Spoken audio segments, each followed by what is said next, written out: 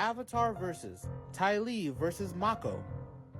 Now, Ty Lee is a non-bender, so you think she would be at a great disadvantage against a talented, firebending pro-bender like Mako. I mean, he does have the skills to pay the bills, and he did aid Team Avatar in defeating a number of strong enemies. But Ty Lee is no joke, as she is a master in chi blocking. Added with her insane agility and swift mobility, Ty Lee has proven time and time again that she can definitely hold her own with strong benders. And even though it'd be awesome if Mako could win this fight, he wouldn't, because even he had trouble with equalist chi blockers, and Ty Lee could easily trump those guys. I mean, she even took down Kyoshi warriors for Pete's sake, so sorry Mako, but the winner of this fight is Ty Lee. Ming versus Master Piandao. Now, I know most of you watching this might consider this a literal wash. I mean, Ming Hao's so gifted with her ability to waterbend without arms. And the way she fights and goes for the kill, her water tentacles are just as savage as her instincts. And if she gets her watery arms on Master Piandao, she can freeze him instantly and start filling him up with ice spikes. But Master Piandao isn't part of the Order of the White Lotus for nothing. With his unparalleled mastery over the blade, his swift movements and unmatched battle prowess intellect, gained from a long life of treacherous sword fights, I believe it'll be more of a match for Ming Hao, because I can see her immediately underestimating him, and him instantly finding her weak spots, quickly getting in close to end the match before he even has a chance to start, meaning Master Piandao is the winner. Zhang versus Ganon. Now, you know, with these two, the battle's gonna get red hot.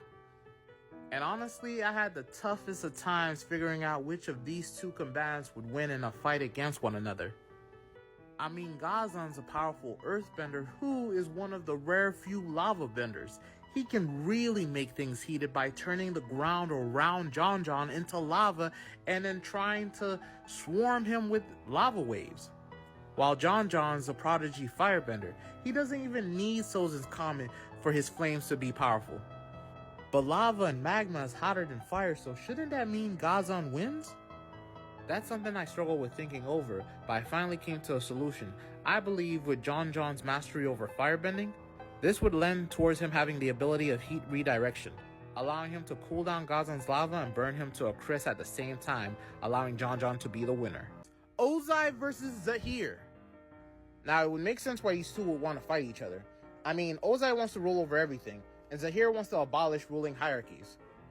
And Ozai has the destructive firepower to back up his claim to rule over everything.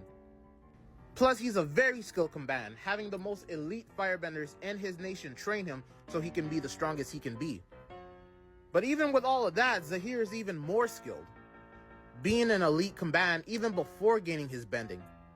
And with after getting his airbending, became even more unstoppable.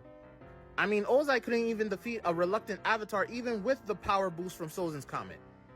And I believe with Zahir aiming for his throat from the very beginning of the fight, he will not only wear him down, but take him down and literally with his airbending, take his breath away. All of that just to say, Zahir would be the winner. Kuvira versus Azula, who would win?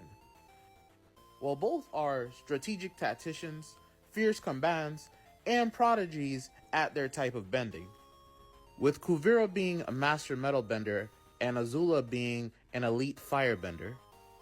Now, with taking away the strength of having a giant mech for Kuvira and taking away the weakness of Azula having the crazies, who would beat who in this scenario? I say in a fight to the death with nothing to distract her, Azula would prove to be a formidable combatant with all her blue flames and lightning. But she always had people aiding her when it came to fighting Team Avatar, and was only able to kill the Avatar in his moment of weakness and when he was most distracted. I feel Kuvira would be the better, more focused combatant, and that with her exceptional metal bending added with her skilled earthbending would prove to be too much for Azula, which means Kuvira would win.